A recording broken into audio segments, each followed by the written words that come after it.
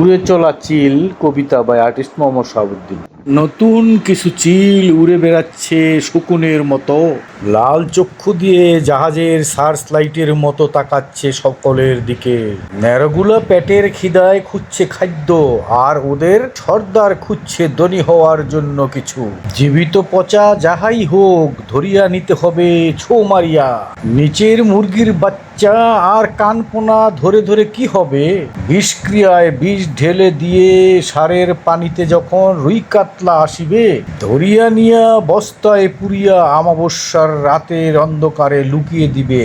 মাটি খুঁড়ে মাটির নিচেই তো পচা খাদ্য লুকাতে হয়। জান্ডা ঘুরিয়া যায়, সাটা উল্টাইয়া যায়, তখনই লাগে ভয়। বিদঘুটে চেহারায় শকুনের মতো মনে হয় কেন এখন চিলগুলাকে?